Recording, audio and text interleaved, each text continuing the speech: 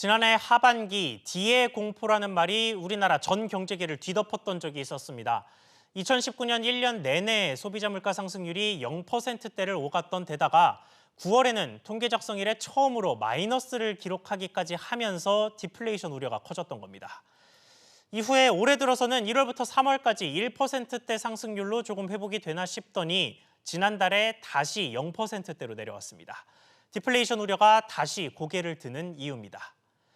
다만 오늘부터 사회적 거리두기가 끝나고 생활 속 거리두기가 시작된다는 점, 그리고 정부의 긴급 재난지원금 지급이 곧 시작된다는 점은 희망적인 요소인데요.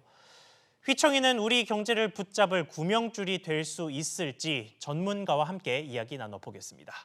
양준석 가톨릭대학교 경제학과 교수 나왔습니다. 교수님 안녕하십니까? 안녕하세요. 네, 먼저 물가 이야기부터 좀 해보겠습니다. 지난 4월에 0%대 상승을 했는데 근본적인 원인부터 짚어보죠. 뭐였다고 보십니까? 뭐 근본적으로는 수요 감소 때문이라고 봅니다. 그 예. 수요 감소는 뭐 코로나 독감이 가장 큰 이유겠죠.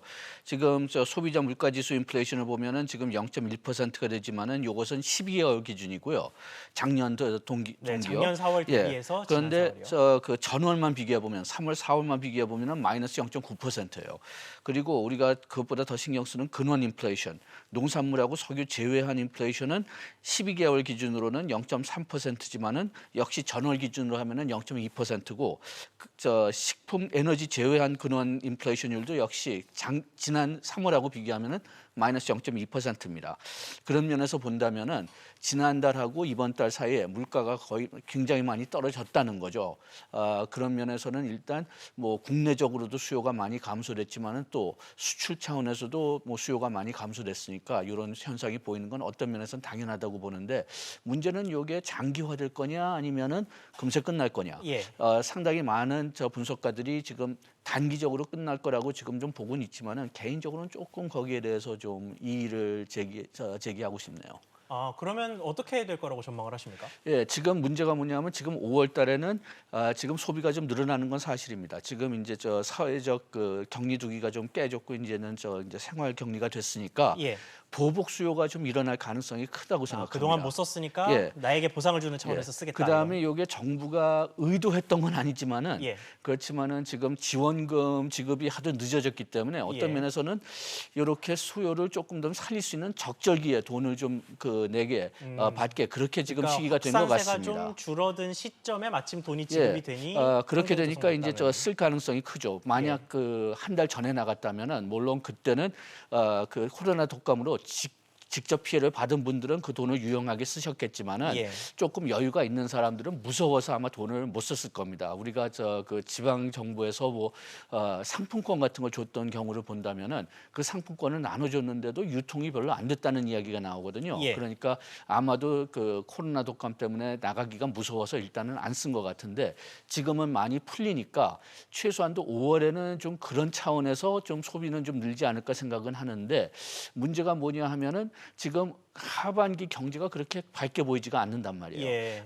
그래서 또 수출 같은 경우에 큰 타격을 받을 게 예상되고 만약 그 영향이 더 크다면은 그러면은 5월에 좀 반짝 좋아졌다가 다시 좀 수요가 국내 수요하고 수출 수요가 둘 다 줄어들지 않을까 좀 그런 염려가 좀 개인적으로는 있습니다. 그렇군요. 자, 그런데 일단 다시 4월의 물가 이야기를 조금 돌아와서요.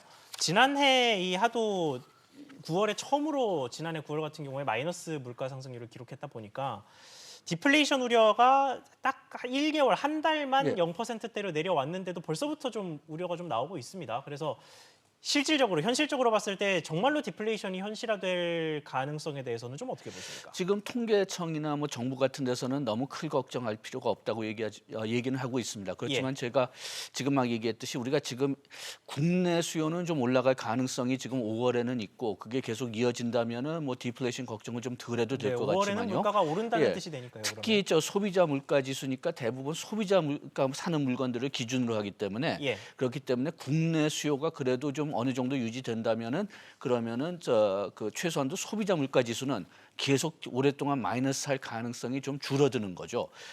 수출 수요가 낮아졌다고 해도 그렇지만은 그래도 그 하반기 경제가 너무 어둡게 보인다면은 수요가 전체적으로 국내 수요도 좀 줄어들지 않을까 그런 염려는 제가 좀 개인적으로는 하고 있습니다. 그렇지만 아직까지 정부 분석에서는 그 국내 수요는 어느 정도 유지될 거라고 평가하는 것 같아요. 그런데 여기에 또 재미있는 게 예. 이거는 뭐 실물 경제 다루는 그런 경제학자들은 별로 다루지 않지만은 예. 그 외국에 특히 월스트리트에서 금융계에서 뭐 몇몇 사람들이 아직도 인플레이션을 걱정하고 있더라고요. 왜냐하면은 저희는 지금 디플레이션 얘기를 하고 디플레이션 있는데. 걱정을 하고 있는데 왜냐하면은 뭐 거의 모든 국가들 우리나라도 마찬가지지만 지금 본원 통화를 굉장히 많이 풀어놨거든요.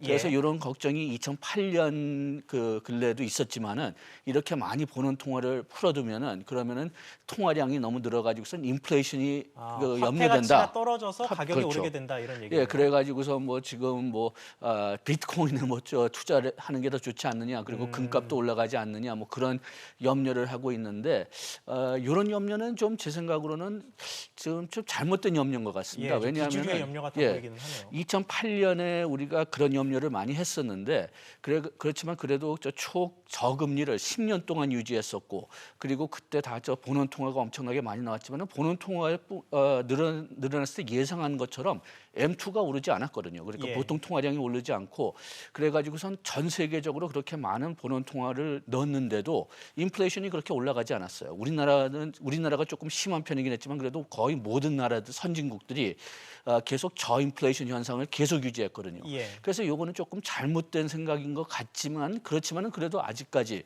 월스트리트에서 몇 분석가들은 그런 얘기를 꺼내더라고요. 그때는 그랬지만 지금은 다르다라는 식의 이야기일 것 그것보다도 같은데. 계속 그 똑같은 걱정을 하고 있는 것 같습니다. 그리고 이런 걱정도 있긴 하거든요. 그 지금 아까 얘기했지만은 그 M2가 별로 올라가지 않았다고 했는데 그걸 어떻게 해석하느냐 하면은 사람들이 불안하기 때문에 현금으로 돈을 가지고 있는다. 그렇게 보고 있고 그것도 어느 정도 좀 근거가 있는 것 같은데 이 현금을 다 쓰기 시작하면은 그러니까 옛날에는 그냥 본원 통화만 늘면은 그러면 사람들의 기대를 통해서 인플레이션이 올라갈 거다. 그렇게 생각했는데 이제는 사람들이 너무나 많은 현금을 그냥 현금으로 쥐고 있으니까 이제는 그 돈을 쓰기 시작해야만 인플레이션이 올라간다고 보는데 그렇다면은 나중에 경기가 진짜 뭐 회복된다면은 그리고 회복되는 속도가 빠르다면은 인플레이션이 빨리 올라갈 수 있는 가능성도 있긴 있다는 거죠. 그렇지만 우리가 2008년서부터 2019년에 그 경험을 본다면은 그렇게 빨리 그렇게 많이 올라가지는 않을 것 같고 그리고 중앙은행들도 거기 그런 현상이 일어나면 돈을 자기네들이 빼겠다는 준비를 하고 있거든요. 그렇게 해서 그렇게 큰 염려는 아닌 것 같지만 그런데 그런 염려를 하는 분석가들이 아직도 있더라고요. 그런 의견이 있기는 있다라는 정도였고요. 자, 재난지원금 이야기로 조금 더 넘어가 보겠습니다. 이 논란이 좀 됐던 부분이 기부를 독려하는 부분이었어요. 이게 고소득자나 뭐 사회지도층은 뭐 강요할 수는 없겠지만 되도록이면 기부하셔라. 그래서 국가 재정에 좀 기여하셔라. 뭐 이런 식의 이야기인데 실제로 기부가 좀 이루어질 거라고 보십니까? 글쎄요, 저는 개인적으로는 조금 어려울 거라고 봅니다. 예. 그 첫째 이유는 지금 여러 분야에서 특히 좀 고소득자는 이번에 특히 아파트가 있는 분들은 세금이 올라갈 가능성이 좀 있을 것 같거든요. 뭐 예. 지금 종부세 계획은 뭐 어렵다고 보겠지만은 그렇게 해서 그 세금이 올라간다면은 세금 올라가는데 내가 기부를 해야 되나 그런 생각을 좀 가지실 것 같고 그 다음에 또 아무래도 이게 우리가 원래 취지는 왜 이렇게 지원금을 줬느냐? 원래 취지는 그 코로나 독감으로 타격을 받은 분들, 그분들한테 직접적으로 도움을 주고 그 다음에 수요가 너무 떨어지면은 그러면 기업의 수익도 떨어지기 때문에 수요를 살리기 위해서 일자리를 그리고 기업들을 살리기 위해서 돈을 준다는 건데 그 목적하고도 좀 이게 좀 애매하게 됐어요. 왜냐하면 기부금을 준다고 한다면은 아예 돈을 안 받는 셈이니까 수요에 큰 도움 되지도 않고 그래가지고선 돈을 쓰지 않는다면은 요것은 뭐 반담 안 하고 그다음에 그 원래 목적 취지도 좀 적합하지 않고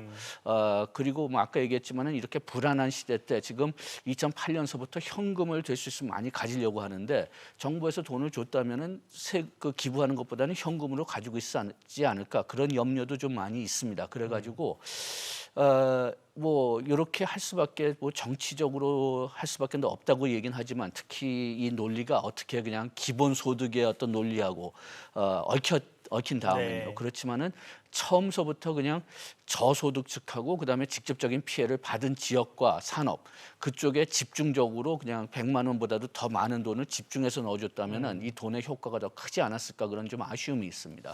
그렇군요. 자, 그리고 어쨌든 지원금이 지급이 돼서 사람들이 돈을 쓰고 앞서 예측하신 것처럼 5월이라도 물가가 좀 반짝 오르기라도 한다면 그래서 소비가 좀 진작되고 내수가 굴러가기 시작한다면 참 다행스러운 일입니다만 좀 더 근본적으로 보면 사람들이 일회성 지원금을 받아서야만 소비가 가능한 환경 조성이 아니라 소득이 좀 있어야 쓸 돈이 좀 있어야 하는 상황이 조성되는 게 근본적으로 옳은 방향일 텐데 일자리 문제가 걸림돌입니다. 뭐 국내외 할 것 없이 지금 실직자가 꽤 많은 상황인데 이 상황 현재 상황을 좀 어떻게 보고 계십니까? 예, 지금 뭐 수요가 떨어졌으니까 어차피 일자리는 줄 수밖에 없어요. 예. 가장 좋은 방법은 어떻게 정부가 뭐 큰 돈을 들 거는 뻔하지만은 그래도 이렇게 돈을 지원해 줘 가지고선 일자리를 계속 유지하는 거죠. 미국에도 지원을 주는 기업들은 그 해고를 최소화한다는 조건으로 돈을 주는 경우가 상당히 많고요. 예.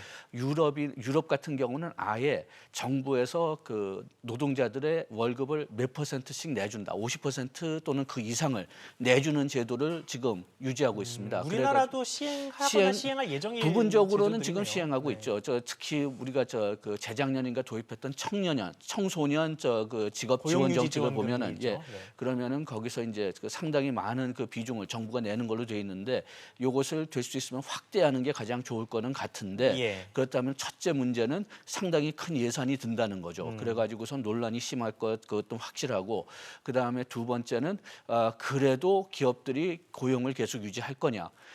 궁극적으로 지금 미국에서 해고가 굉장히 많았는데 이렇게 사람들을 해고하는 그 이유는 기업이 자기 자신을 보호하려고 하는 거거든요. 예. 수요가 줄었으면은 일단은 기업이 자기 자신을 보호해야지 되고 그 다음에 우리가 이제 회복은 지나간 것 같지만 그래도 유회복 비슷하게 좀 하려면은 기업들이 그래도 살아남아야지만 나중에 회복되기 시작할 때 다시 고용을 하거든요. 그런데 예. 기업이 이 사이에 죽으면은 그러면은 L자 침체가 될 수가 있는 거죠. 그래서 좀 기업들이 불가피하게 해고를 한다면은 그러면은 해고된 사람들한테 지원을 줘야 되는데 그런 계획도 지금 마련을 해야 된다고 생각합니다.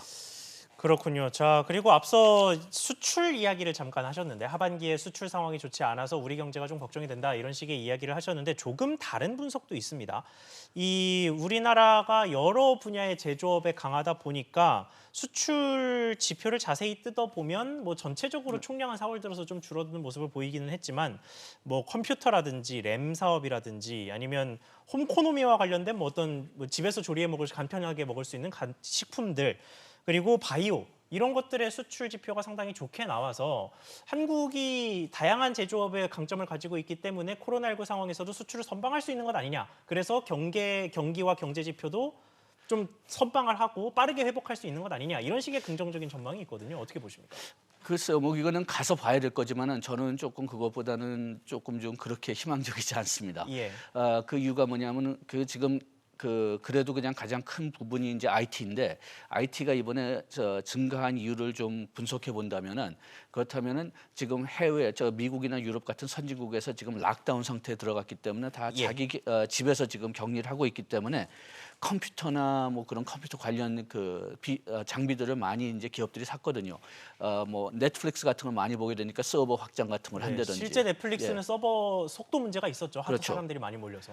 그래가지고선 거기에 대해서 이제 그 새로운 투자를 하면서 이제 IT 수출이 많이 올랐는데 그게 지속될 거냐? 그거는 지금 확실치 않아요. 왜냐하면 기능을 지금 벌써 이만큼 늘렸고 컴퓨터를 아직 못 산 사람들은 다 샀으니까 이게 장기적으로 유지될 성장률이냐? 그건 개인적으로는 조금 좀 회의적이고요. 네. 그 다음에 또 반도체는 1분기에는 사재기가 좀 많았다고 해요. 그러니까 하반기에 혹시나 뭐 우한시 같은 경우로 이제 완전히 생산이 폐쇄되면은 반도체를 못 구한다. 그래가지고선 사재기식으로 샀던 그 외국 기업들이 많다고 하는. 가는데 일단 사재기로 샀다면은 그러면은 하반기에 반도체 수요는 떨어질 수가 있는 거죠. 벌써 예. 그만큼 많이 가지고 있으니까.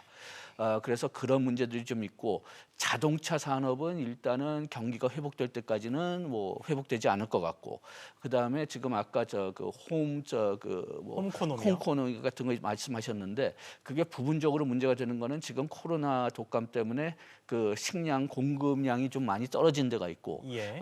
그다음에 또 간편한 식사를 먹기 위해서 또 사는 것도 있지만은 이게 그쪽의 경제가 조금 풀리기 시작하고 공급이 늘기 시작한다면은 그 수요는 좀 없어질 가능성이 크지 않을까 좀 그렇게 생각하고 있고 또 홈 이코노미 상품이 그렇게 우리 수출 비중으로는 많지 않아요. 아, 그러니까 그런 문제도 좀 있는 것 같고 그렇지만 바이오는 이번 기회에 잘하면은 우리가 좀 많이 진출을 할 수 있을 것 같습니다. 왜냐하면 예. 이번에 우리가 그 테스팅 키트 같은 거에 우수성이 이제 증빙됐고 예.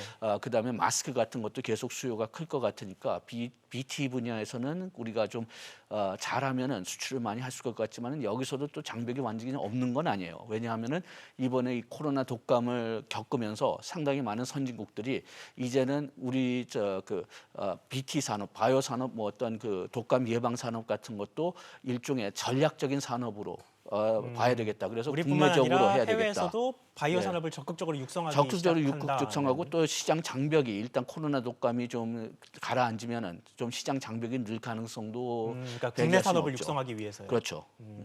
지금 전략적인 산업으로 지금 평가를 하려고 하니까요. 그렇군요. 자, 마지막 질문 하나 드리겠습니다. 지금 뭐 일단 4월, 3, 4월까지만 놓고 봤을 때 우리나라 경제 1분기로 봤을 때는 뭐 GDP 성장률, 세계 그 경제 성장률도 다른 주요 선진국들 대비해서 그렇게 나쁘지 않고 그래서 일단은 선방 정도로 표현할 수 있을 것 같기는 합니다만 어쨌든 1분기에 마이너스 성장을 했으니까 뒷걸음질을 치고 있는 거는 사실인데 여기서 이제 선방이라는 평가를 벗어나서 회복으로 나아가기 위해서 필요한 대책이 하나 있다면 어떤 게 있겠어요? 지금 회복하기는 상당히 어렵다고 봅니다. 네. 왜냐하면 지금 우리가 그 GDP에서 우리 수출 비중이 43%니까 국제 경제가 회복되기 전에는 우리나라 경제 자체도 회복될 가능성은 좀 낮다고 봅니다. 그렇지만 일단은 지금 국내 수요가 지금 이번에 그 생활 격리로 좀 이제 좀 전환되니까 예. 요거를 불씨를 될 수 있으면 잘 살려서 수요가 너무 떨어지지 않게 하고 아까 얘기했지만 기업들이 지금 어려운 상태에 너무 죽지 많이 않도록. 파산하지 않도록 노력을 하면은 그러면은 뭐 우리가 침체를 완전히 피할 수는 없지만은 그래도 그 침체 영향을 좀 최소화하고 기간도 최소화시키지가 않을까 그렇게 생각됩니다. 네, 알겠습니다. 오늘 말씀 여기까지만 듣겠습니다. 지금까지 양준석 가톨릭대학교 경제학과 교수와 이야기 나눠봤습니다. 교수님 오늘 말씀 감사합니다. 예, 고맙습니다.